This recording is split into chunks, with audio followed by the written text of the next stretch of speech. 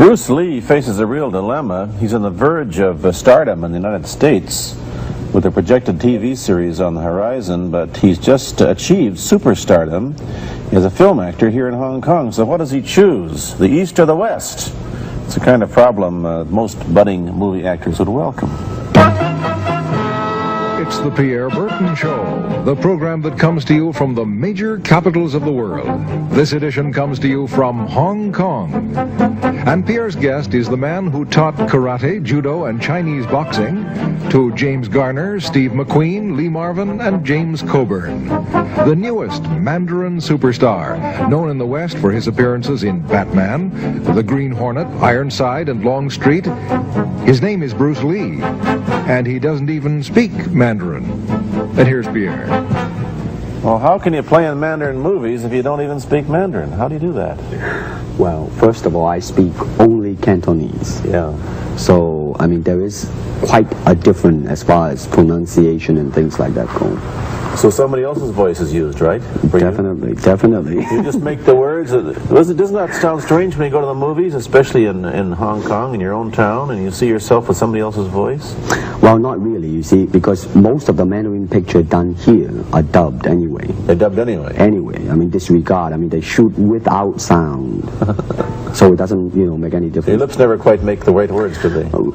Yeah, well, that's where the difficulty lies, you see. I mean, in order to, because the Cantonese have a different way of saying things, different from the Mandarin. Yeah. So I have to find like something similar to that and keep a kind of a feeling going behind that, something that matching the Mandarin deal. Like the old silent days. Complicated? Like the old silent days.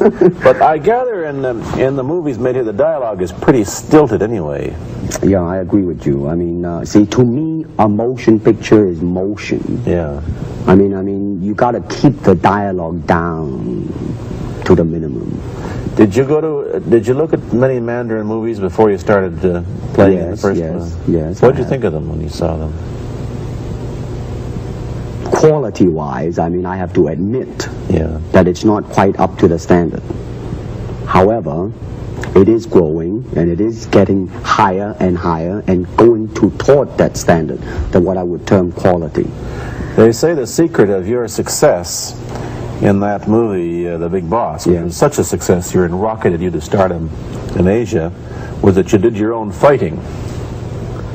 As an expert in the various martial arts in China, what did you think of the fighting that you saw in the movies that you studied before you became a star?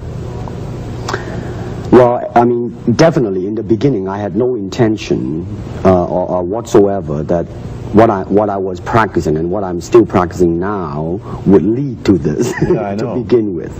But martial art has a very, very deep meaning as far as my life is concerned, because as an actor, as a martial artist, as a human being, all these I have learned from martial art. Maybe for our audience who doesn't know what it means, you might explain exactly what you mean by martial art. Right. Martial art include all the combative arts like karate or karate, judo, Chinese kung fu or Chinese boxing, whatever you call it. All those. You see, like aikido, Korean, I can go on and on and on. But it's a combative form of fighting. I mean, it's not, some of them became sport, but some of them are still not. I mean, they use, for instance, kicking to the groin, jabbing fingers at the eyes, and things like that. No wonder you're successful in it. Chinese movies are full of this kind of action anyway. They needed a guy like you could... Violence, man. So you didn't have to use a double when you moved into the motion picture world here. You did it all yourself. Right. Can you break 5 or 6 pieces of wood with your hand or your foot? I'll probably break my hand and foot. But tell me a little bit... you set up a school in Hollywood, didn't you, for people like James Garner and Steve McQueen and the others? Yes. Why would they want to learn Chinese martial art? Because of a movie role? Not really. I mean, most of them, you see, to me, at least the way that when I teach it, all type of knowledge ultimately means self-knowledge.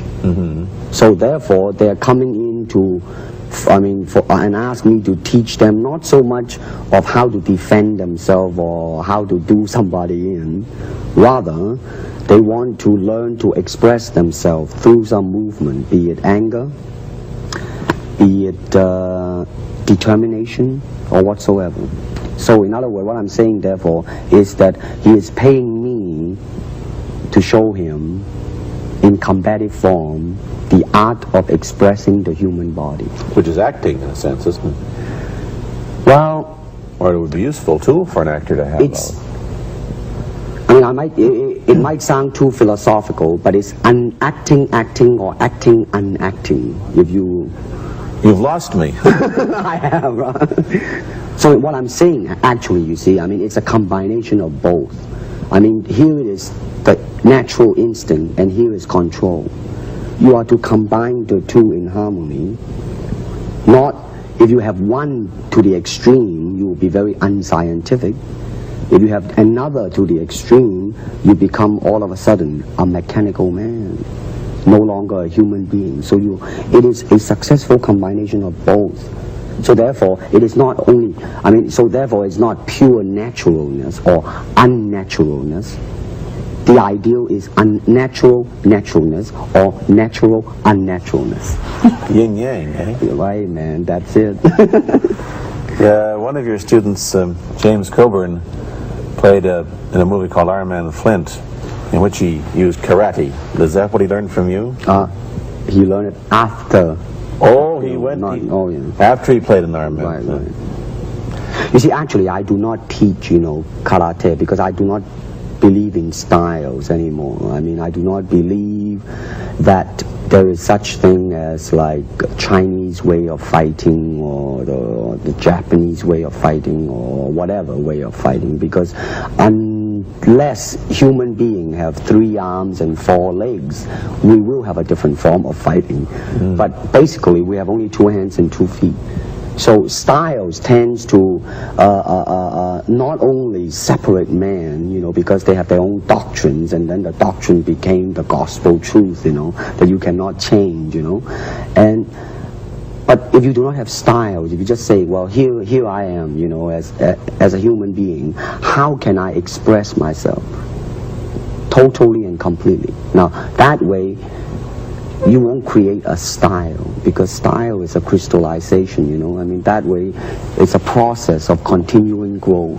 You talk about Chinese boxing. How does it differ from, say, our kind of boxing? Well, first we use the feet. That's and then we use the elbow.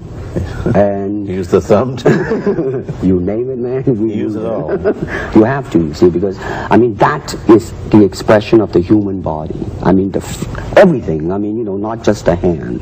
And when you're talking about combat, well, if it is a sport, now you're talking about something else. You have regulations, you have rules. But when you're talking about fighting, as it is, no rules. With no rules, real fighting. Well, then, baby, you better train every part of your body. And when you do punch, now I'm leaning forward a little bit, hoping not to hurt any camera angle. You got to put the whole hip into it and snap it and get all your energy in there and make this into a weapon. I don't want to tangle you in any dark that right now. You came at me pretty fast there. What is the difference between Chinese boxing and what we see these young men doing at 8 o'clock every morning on the rooftops in the parks called shadow boxing, which they're always... Well, actually, you see, that is part of Chinese boxing. Yes. There are so many schools. Everybody here seems to be, going like this all the time. Well, that's good. I'm very glad. I'm very glad to see that, because at least somebody is caring for their own body, right? Yeah. That's a good sign. Well, it's a kind of a slow form of exercise, which is called Tai Chi Chuan. I'm speaking Mandarin just now. Yeah. Cantonese, Tai Chi Chuan. Okay? I see. And it's more of an exercise for the elderly. Not so much for the young. Give me a demonstration. Show me. Can you do it? A little bit of it? Just. So hand-wise, it's very slow. Oh, is it?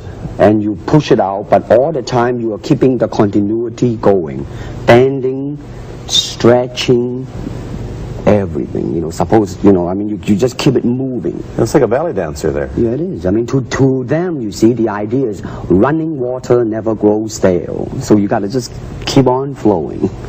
Of all your students, famous, James Garner, Steve McQueen, Lee Marvin, James Coburn, Roman Polanski, which was the best? Who adapted best to this Oriental form of exercise and defense? Well, depending, okay? Now, as a fighter, Steve McQueen, now, he is good in that department because that son of a gun got the toughness in him. Yeah. I mean, see it on the screen. I mean, he would say, all right, baby, here I am, man. Mm-hmm. You know, and he'll do it. Yeah. Now, James Coburn is a peace-loving man. Yeah, I met him. Right? I mean, yeah. You've met him. I mean, he's really, really nice. I mean, super mellow and all that. I mean, you know, I mean, now he appreciates the philosophical part of it. Therefore, his understanding of it is deeper than Steve. So it's really hard to say. You see what I'm saying now? I see. I mean, it's different. So that's, I mean, depending on what you see in it. Interesting that we don't, in our world, and haven't since the days of the Greeks who did, combine philosophy and art with sport. But quite clearly, the Oriental attitude is that the three are facets of the same things. Man, listen, you see, really, to me, okay, to me, ultimately, martial art means honestly expressing yourself. Now, it is very difficult to do. I mean, it is easy for me to put on a show and be cocky and be flooded with a cocky feeling and then feel like pretty cool and all that. Or I can make all kinds of phony things, you see what I mean? Blinded by it. Or I can show you some really fancy movement. But to express oneself honestly, not lying to oneself, and to express myself honestly, now that, my friend, is very hard to do, and you have to train. You have to keep your reflexes so that when you want it, it's there. When you want to move, you're moving. And when you move, you are determined to move. Not taking 1 inch, not anything less than that. If I want to punch, I'm going to do it, man, and I'm going to do it, you see. So, I mean, so that is the type of thing you have to train yourself into it, to become one with the, you think? Yeah, this is very un-Western, this attitude. I want to ask you about your movie and TV career, but first we'll take a break. Then I'll be back with Bruce Lee.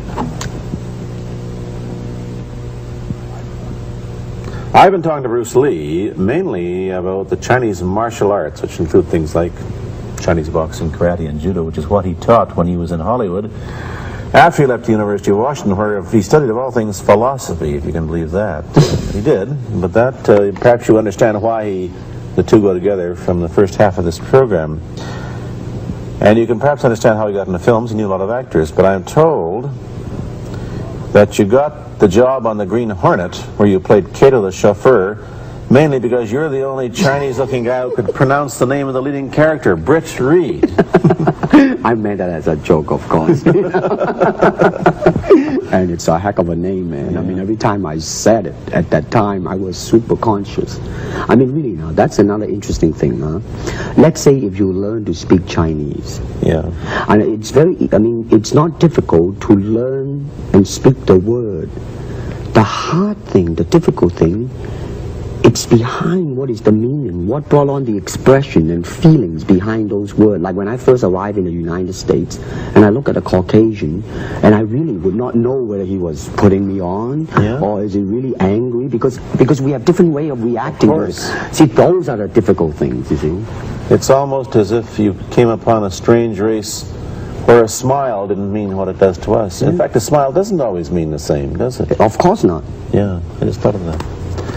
Tell me about the big break when you played in Longstreet. I must tell the audience that Bruce Lee had a bit part, or a supporting role in the Longstreet series, and this had an enormous effect on the audience. What was it?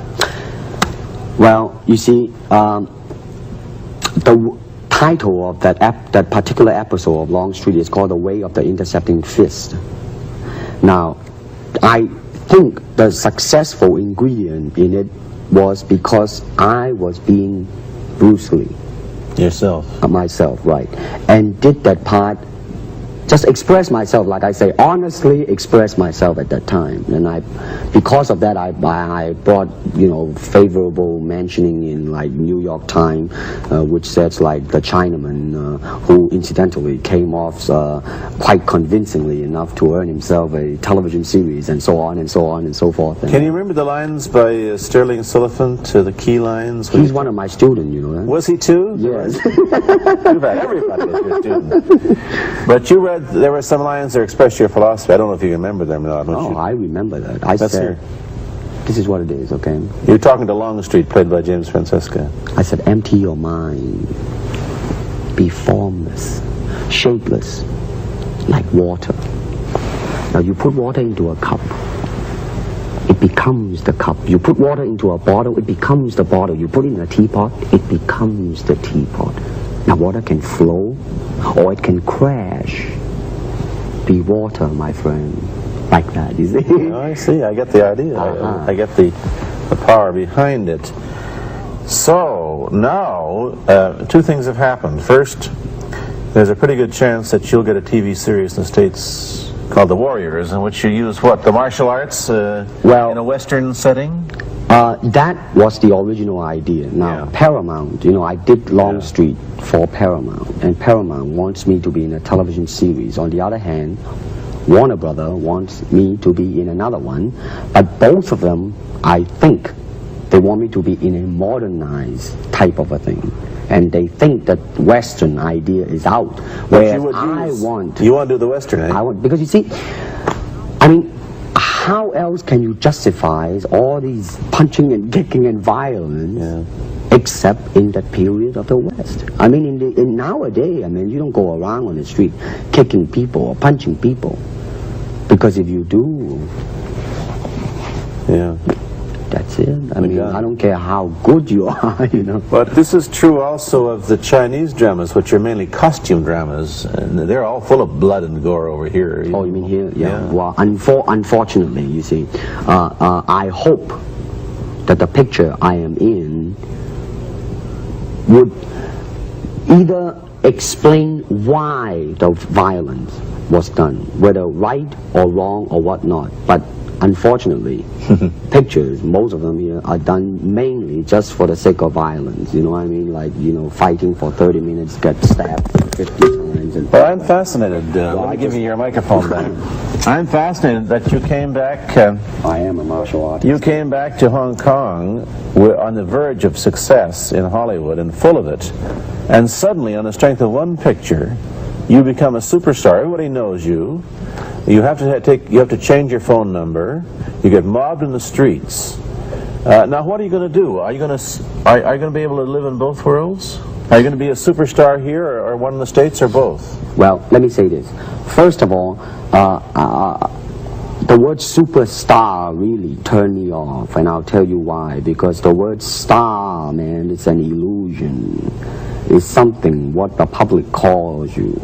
You should look upon oneself as an actor, man. I mean, you would be very pleased if somebody say, hey, man, you are a super actor. It is much better than, superstar. Therefore, you've got to admit that you are a superstar. You're not going to, if you're going to give me the truth. I'm honestly saying this, okay? Yes, I have been very successful. Yeah. Okay? But I think the word star I do not look upon myself as a star. I really don't. I mean, believe me, man, when I say it.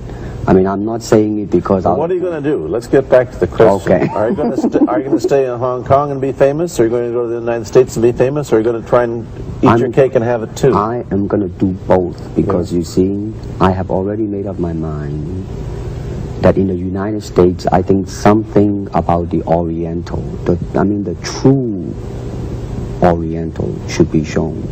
Hollywood sure as heck hasn't. You better believe it, man. I mean, it's always that pigtail and bouncing around, chop, with the eyes slant and all that. And I think that's very, very out of Is it true that you were the first job you had was being cast as Charlie Chan's number one? Yeah, boy? number one son, yeah. No, they never made a movie. No. They were going to make it into like a New real Chinese James Bond type of a thing. Now that, you know, the old man Chan is dead, Charlie is dead, and his son is carrying on. But they didn't do that. No. Batman came along, you see, because, and then everything was started to be going into that, you know, that kind of which you were in. But by the way, I did a really terrible job in that, I have to say. Really? You didn't like yourself anymore? I didn't see it. Let me ask you, however, about the problems that you face as a Chinese hero in an American series. Have people come up in the industry and said, well, we don't know how the audience are going to take a non-American? Well, such question has been raised. In fact, it is being discussed, and that is why The Warrior is not going to be on. I see. You see, because unfortunately, such thing does exist in this world, you see, like, I don't know, certain part of the country, right? Where, like, they think that business-wise it's a risk. And I don't blame them, I mean, in the same way it's like in Hong Kong, if a foreigner come and became a star, if I were the man with the money, I probably would have my own worry of whether or not the acceptance would be there. But that's all right, because if you honestly express yourself, it doesn't matter, see? Because are you, how about the other side of the coin? Is it possible that you are, I mean, you're fairly hip and fairly Americanized. Are you too Western for Oriental audiences, you think? Oh man, like, how? I have been criticized for that. You have, eh? Oh, yes, definitely. So. Well, let me say this. When I do the Chinese film, I'll try my best not to be as American as I, you know, have been adjusted to for the last 12 years in the States. But when I go back to the States, it seems to be the other way around. You know what I mean? Too exotic, eh? Yeah, man. I mean, they're trying to get me to do too many things that are really for the sake of being exotic. You understand what I'm trying to say? Oh, sure. So it's really, I mean, it's when you live in both worlds, it brings its problems as well as its advantages, and you've got both. Time to go to a commercial. I'll be back in a moment with Bruce Lee. Let me ask you whether the change in attitude on the part of the Nixon administration towards China has helped your chances of starring in an American TV series. Well, first of all, this happened before that. Yeah. But I do think that things of Chinese will be quite interesting for the next few years. I mean, not that I'm politically, you know, inclining toward anything. You know, I understand that. I'm just wondering. But I mean, once the opening of China, you know, I mean, that it will bring more understanding. Yeah. More things that are, hey, like different, you know, and maybe in the contrast of comparison, some new thing might grow. So therefore, I mean, it's a very rich period to be in. I mean, like, if I were born, let's say, 40 years ago, yeah. If I have a thought in my mind, I said, boy, I'm going to star in a movie or star in a television series in America. Well, that might be a vague dream, but I think right now, maybe, man. You still think of yourself Chinese, or do you ever think of yourself as North American? You know what I want to think of myself? As a human being. Because, I mean, I don't want to sound like, you know, as Confucius say, but under the sky, under the heaven, man, there is but one family. It just so happened, man, that people are different. Okay, we got to go. Thank you, Bruce Lee, for coming here. Thank you for watching. Thank you. You've been watching Bruce Lee on The Pierre Burton Show, a half-hour program of conversation, opinion, and debate. This is Bernard Cowan speaking.